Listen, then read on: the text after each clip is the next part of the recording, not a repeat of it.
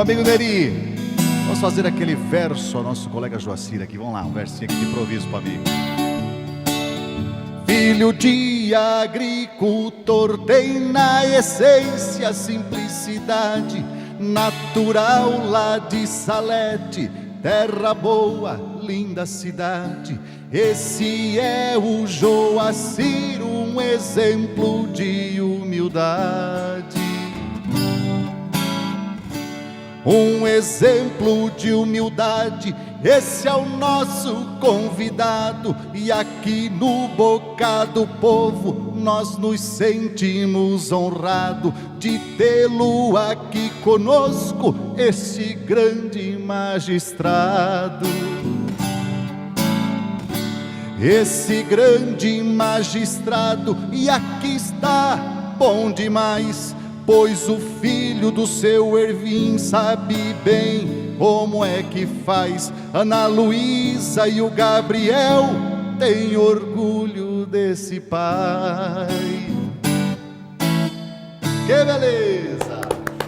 Oh, coisa linda, estimado! Isso é para mexer com o coração, esse coração que palpita com tanta alegria, que o Joacir é um homem de família, professor universitário, né?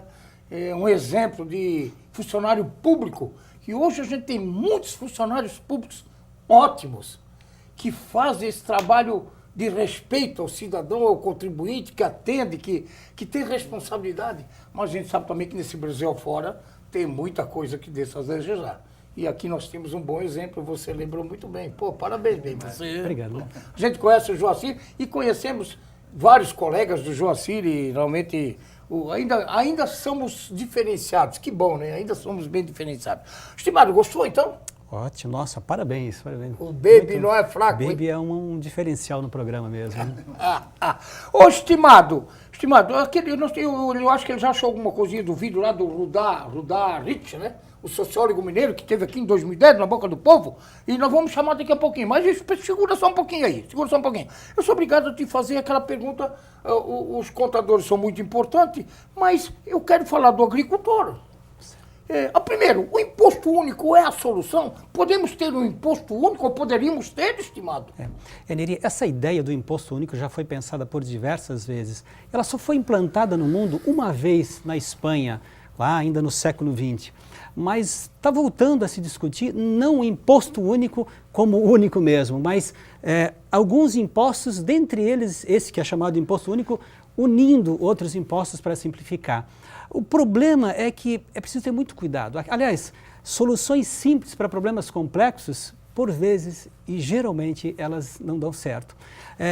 Então, pensa-se o seguinte, olha, hoje, se você tributasse, quando você deposita o dinheiro no banco, o banco ficaria com 2% e repassaria para o governo federal, estadual, enfim, e na retirada também 2%. A pergunta é simples, você colocaria o dinheiro no banco para depois retirar, pagando 4%, ou você ficaria com o dinheiro e praticaria as operações sem passar pelo banco? Sem pensar que hoje em dia nós temos outros tipos de moedas ali, né, virtuais, enfim.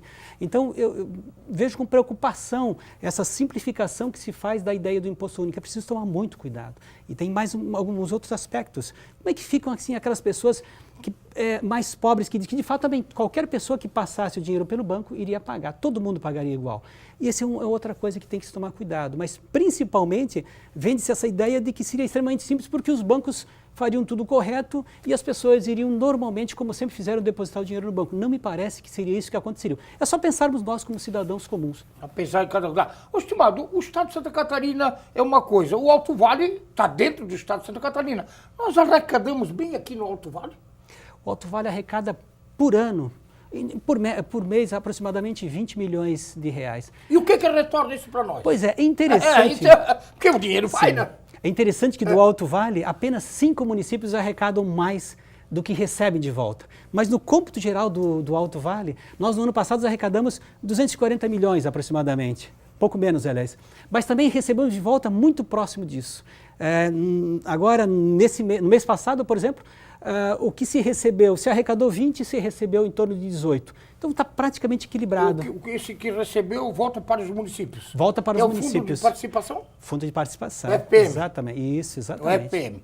Ô, estimado, em nível federal é comum se falar em fiscais receberem as benesses, né? Os grandes empresários têm esse fator de benesses, de ajudas fiscais? Sim. E o pequeno não tem nada? Isso. Ou tem muito pouco?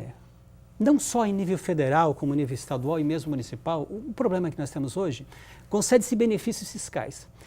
Em nível estadual, principalmente, concede-se benefícios fiscais para trazer empresas para cá. Sim, é o benefício. Vamos trazer empresas dar benefício.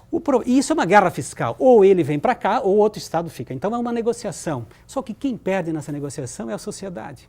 Nós precisaríamos ter um novo modelo. Não esse modelo onde os estados descumprem. Existe uma lei federal que estabelece e exige que benefícios fiscais deve ser um acordo amplo entre todos os estados. Cada estado negocia. Então isso virou uma guerra. Não cabe uma atuação do Ministério Público em cima disso? Aqui em nível estadual, sim. Inclusive, o Ministério Público tá levantando essa discussão. É que o Estado não pode conceder benefícios fiscais, deveria ser no modelo europeu. Só se concede benefício fiscal quando a vantagem, do ponto de vista, do ponto de vista social, o retorno é maior do que se o Estado arrecadasse e repassasse os recursos. Ou seja, quem deve ser beneficiado por um benefício fiscal não deve ser uma empresa, deve ser a sociedade. Benefício fiscal concedido por uma única empresa isoladamente, como acontece nos dias de hoje em todo o Brasil, é um equívoco gigantesco e um risco para a corrupção, inclusive. A corrupção, né? O pequeno agricultor, o nosso colono, esse que nós precisamos tanto e que a gente sente que ele está muito sempre agarrado no banco, pendurado no banco, muitas vezes, e que de benefício tem muito pouco. Como é que você vê? O que você, como auditor fiscal, consegue vislumbrar para o nosso querido, estimado colono, nosso agricultor? Certo. O agricultor hoje, Neri, em 2016, nós, inclusive, tive a felicidade de participar da elaboração do texto da lei, uma lei que concede determinados benefícios para o pequeno agricultor. Essa ideia começou, no fundo, numa reunião lá em Poço Redondo, numa reunião com agricultores, começou lá em 2005, onde eles reclamavam o seguinte: mas por que eu tenho que montar uma empresa, por exemplo, se eu quiser processar algum produto? E aí essa discussão acabou não andando, né? Mudança na Assembleia e tal, não vingou. E aí retornamos, e aí tem um casal que trabalha com turismo rural, seu Luiz e a Luzia, lá de Presidente Nereu. Numa reunião, eles nos cobraram com bastante veemência e exigiram por que o Estado concede tantos benefícios para as grandes empresas e por que para o pequeno, para o turismo rural, tudo é difícil, tudo é complicado, tem que pagar imposto. E aí nós trabalhamos um projeto de lei para o pequeno agricultor dizendo o seguinte: olha, você pode vender o produto, ainda que processado, até R$120 mil por ano, você pode vender com isenção de ICMS, assim como é para uma microempresa, por exemplo. Então, isso contribui bastante. Uma outra alternativa que nós trabalhamos também é que o pequeno agricultor, a vigilância sanitária, esses órgãos de controle da sanidade dos alimentos, também passaram agora a simplificar procedimentos para permitir que o agricultor processasse o produto, pudesse vender aqui na feira, exatamente. Então, inclusive, semana retrasada foi aprovado o decreto justamente que regulamenta isso. Então é um avanço bastante grande. E aquele agricultor, para nós encerrar esse assunto, chamar aquele vídeo que já estou me dando um toque aqui, que estou recebendo o meu ponto aqui, é fantástico, certo. Já recebi o ponto aqui. O agricultor compra uma máquina lá, um trator, ele tem o benefício, claro, ele usa energia elétrica, qual é o benefício que ele tem de retorno? Tem algum benefício? Essa pergunta é ótima, Neri, para fechar realmente. Uma empresa ela tem o crédito quando ela compra alguma coisa. O agricultor, ele não tem como aproveitar o crédito para bater do imposto, nada. Para explicar bem para o nosso telespectador. O que é? Ele comprou, tem um crédito. O que é esse crédito? Ele tem um dinheiro para receber de volta? Isso. O agricultor comprou um trator. No trator, aquele imposto que tem na nota fiscal, eu sempre digo, é como um cheque. Aquela nota fiscal, o imposto na nota fiscal é como um cheque. Ele pode se dirigir a um órgão da fazenda, mas geralmente nas prefeituras, os funcionários das prefeituras, ou mesmo de sindicatos e trabalhadores vão orientar ele. Ele pode utilizar esse imposto que tem na nota fiscal, pode pedir uma restituição desse imposto, e esse imposto ele pode utilizar para comprar, por exemplo, comprar um produto que ele usa na propriedade. Enfim, a empresa que decide como transmite isso para ele, mas ele pode receber esse dinheiro de volta, isso que é mais importante. Ele transfere para uma empresa. Agora, como faz isso? Isso é um procedimento bastante simples. Ele precisa ter a nota fiscal, do trator, do equipamento, do insumo, do óleo diesel que ele comprou, usou na propriedade, da energia, enfim. Ele tendo isso, ele pode pedir dos últimos 5 anos. Então, aqui no Alto Vale é comum as pessoas não saberem disso. Eu ia perguntar, não falta orientação para esses estimados que estão lá no interior? Nós estamos trabalhando intensamente com palestras, inclusive, com cursos com as prefeituras, e o Alto Vale é a região do estado que mais concede transferências de crédito para os agricultores. Nós estamos aqui uma média de 70, 80 por mês.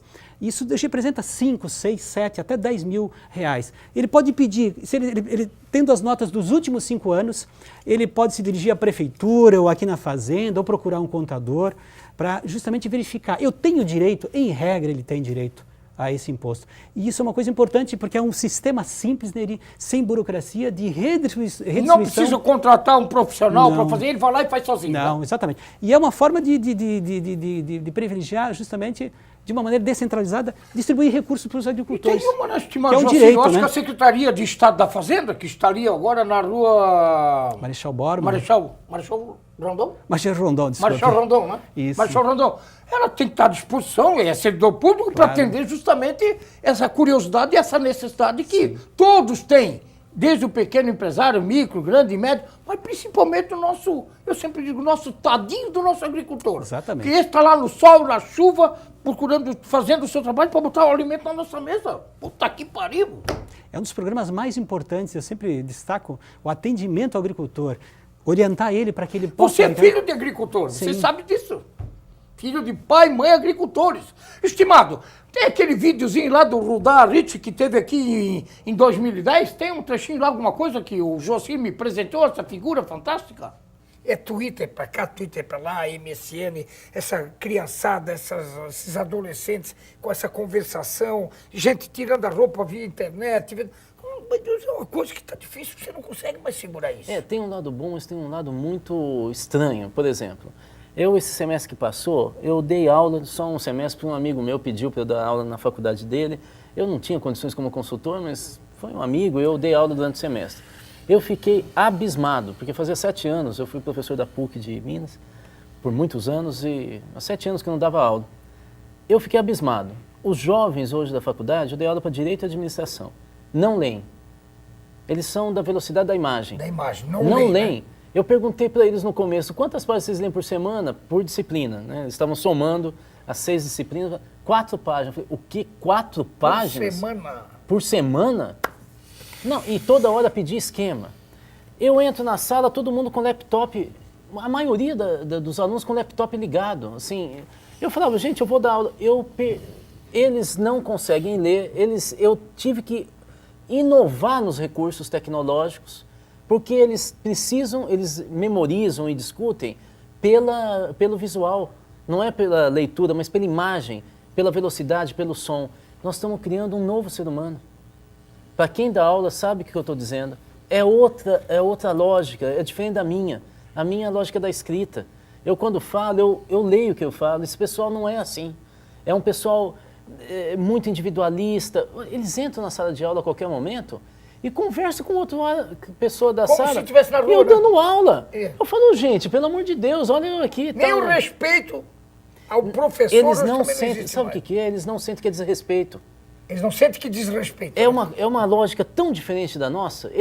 Não é que ele está me desrespeitando, ele tinha que conversar com um colega e falou assim, ele não estava me xingando. Em outro local qualquer, né? É muito local, é uma mistura de bar com lugar público. É isso, é uma sensação de um lugar público e que eu estou lá para prestar um serviço para ele e eu que preste bem. Agora, ele me dá atenção quando ele quiser, porque é um serviço. É muito parecido com a internet mesmo. Eu entro na internet, vejo ou deixo a tela e converso com outro. Ou seja, mais ou menos que isso faz na sala de aula, então. O professor vira a tela. É isso. É outra civilização. Ô, estimado, o assunto caiu como uma luva. Ainda bem que o Fábio lá, o diretor Fábio Helman, consegue, às vezes, nem sempre a gente consegue, mas... E calhou o assunto porque a evolução tecnológica, a internet, em salas de aula, você é professor. Pô, caiu como uma luva. E quando eu escutei agora, vamos. Isso é para nós falar bem rapidinho, porque o nosso tempo, infelizmente, estourou. Como é que você vê isso aí? Lá, olha só, isso foi 2010. 8 anos atrás, esse sociólogo mineiro, Rudá Rich, que você trouxe aqui no Na Boca do Povo, em 2 oportunidades, essa aí foi em 2010, outra também acho que foi em 2010, né? E que ele falava que, na verdade, é assim na sala de aula, você também te depara com isso, estimado? Sim. Hoje em dia, os acadêmicos, eles estão muito ligados na internet, em meios virtuais. Tem seu lado negativo, porque isso às vezes tira atenção. Mas tem um lado positivo também, que eles têm uma capacidade de acesso à informação gigantesca. É muito rápido, eles têm uma capacidade de assimilar, né? E o professor, inclusive, tem que estar muito bem preparado. Porque se não dança com eles. Você, de repente, é tomado de surpresa no âmbito do direito por decisões judiciais que você sequer, muitas vezes, sabia e eles conseguem ter acesso. Então, tem o seu lado também positivo e eu vejo que nós temos que nos adaptar a esse mundo novo, né? Esse admirável mundo novo, né? Porque, mas o professor está lá, como ele falou, mais ou menos Sim. isso, né? E eu estou lá prestando um serviço e tem que ser bem prestado, porque Sim, senão... exatamente.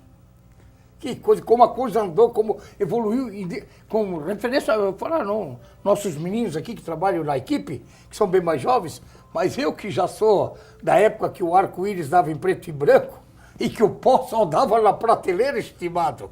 Eu peguei a época que você não tinha nada dessa tecnologia, dessa evolução, e que você tinha que ir para a leitura Sim. do livro e fazer a tarefa em casa. O pai ou a mãe, principalmente a mãe, tá junto ali te cobrando, e a nota tinha que vir nota Por escrito, né? boa, para mostrar que você estava aprendendo e lendo bastante. Que hoje a gente vê que a leitura, mas é o que ele falou, o visual, você está na internet, você vislumbra tudo, pega tudo, muita coisa ao mesmo tempo. E consegue absorver isso tudo. O problema é que não há profundidade. Mas é o que ele falou, é um outro mundo, né? É um outro ser humano. É um outro ser humano. Estimado, o nosso tempo foi, eu quero só que você fale bem rapidinho, você falou da resistência aos tributos do Brasil, desse seu segundo livro aqui, que é a Solidariedade Social no Estado Constitucional de Direito no Brasil. Isso aqui, quando é que vocês vão ser esse livro aqui? 2014, Neri. E ele trata, pode falar um pouquinho? Neri, trata da solidariedade social como um princípio do futuro. O que eu busco avaliar é que nós vivemos uma sociedade ainda essencialmente individualista. O caminho para o futuro eu vejo assim como passando pela solidariedade. O ser humano não vive sozinho, o ser humano só vive e só existe na relação com o outro. Nós não somos ninguém sozinhos, ninguém vive, ninguém é uma ilha. Nós vivemos na sociedade. Se nós vivemos na sociedade, nós precisamos repensar o modelo de vida em sociedade. Essa ideia que cada um constrói isoladamente o seu futuro e que isso é suficiente, essa visão está ultrapassada. Eu não tenho dúvida que nós estamos caminhando do ponto de vista social e mesmo espiritual para uma concepção de solidariedade, ou melhor, talvez de fraternidade, que é um princípio cristão. Aliás, é a minha tese e foi um aprendizado de vida gigantesco. O princípio do judaísmo também. Talvez as pessoas geralmente entendem que escrever uma tese é uma coisa de sofrimento. Para mim foi uma experiência assim, maravilhosa. Eu penso que nós crescemos como seres humanos quando nós começamos a repensar as nossas próprias relações sociais. O que de fato, por que eu existo? Qual é a minha função? Por que eu estou aqui? Eu estou aqui porque eu existo não só para mim. Eu tenho um caminho, eu tenho um projeto de vida, mas esse projeto de vida deve incluir o outro, não é um projeto de vida isolado. E você é um homem muito família e estuda muito, né? Você viaja muito e estuda muito, né, José? Sim. Eu tive, no doutorado, viajando para a Itália. Inclusive, na Itália, principalmente na França, a solidariedade social é muito forte. E lá é que vem se discutindo hoje, inclusive se criticando, há muitas críticas. Veja que na Europa nós estamos com a discussão. Os países europeus devem amparar os refugiados ou não? Existem países que não concordam. Populações de países não concordam, porque isso gera problemas. Eu penso que isso é um momento de evolução, mas o caminho passa por essa postura de amparo a cada um, não numa situação, numa visão paternalista, mas numa visão mais no sentido de viver bem com o outro, entende? Que nós só vamos ter uma sociedade melhor se todos estiverem melhor. Enquanto tiver desigualdade social, seguramente... Na verdade, o amor é que constrói, né? Exatamente. Se nós estivermos nos amando bastante, sem conflitos, ou com muito poucos conflitos, porque Sim. sem conflitos é muito difícil, mas com poucos conflitos, e o amor está acima disso tudo, não Disso adianta. tudo. Com certeza, Estimado, Neri. queria agradecer muito a presteza dessa agenda de você poder vir aqui, gravar o programa Na Boca do Povo. Acho que aprendemos mais uma vez, baby, muito. o nosso telespectador com certeza matou muito curiosidade, talvez teria muito mais curiosidade, que a gente não tem o tempo suficiente e talvez nem temos como vislumbrar o que está na cabeça do telespectador que gostaria de perguntar. Mas que você ficasse muito à vontade para dirigir as palavras finais para o nosso empreendedor, aquele que está começando, esse pequeno que sofre tanto com essa carga, que tributária é pesada também, sim, para quem está começando é mais ainda.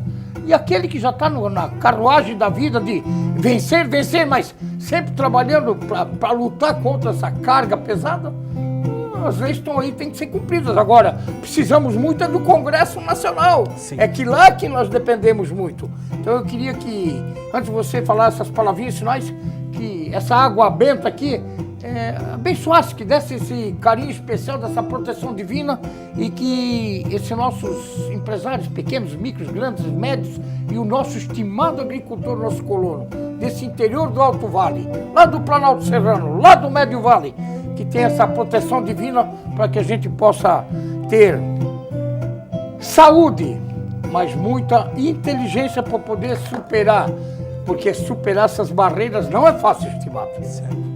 Neri, gostaria sim de destacar para o agricultor, para o pequeno empresário, para o microempreendedor, para o empresário maior, de que o mais importante é nós zelarmos pelo cumprimento das leis. Nós precisamos de uma verdadeira revolução. A grande crise que nós vivemos no momento não é uma crise política, é uma crise de valores. E uma crise de valores se enfrenta cumprindo as normas. A ideia de que, bem, se o outro descumpre a norma, eu também posso descumprir. Se existe corrupção, eu então posso praticar, não preciso pagar os impostos, é uma visão equivocada. O caminho, sem dúvida, é pela retidão. Eu não tenho dúvida que o empresário que age corretamente, que cumpre com as suas obrigações tributárias, que dorme tranquilo, ele seguramente tem um futuro melhor. A ideia de passar pela corrupção, pelo desvio de recursos, pela sonegação, essas empresas, eu percebo ao longo de 34 anos como auditor fiscal, em regra essas empresas elas não crescem, elas vão definhando. O objetivo central é seguir pelo caminho correto, sem dúvida as empresas vão ter um sucesso no futuro. Estimado, obrigado, bem contigo!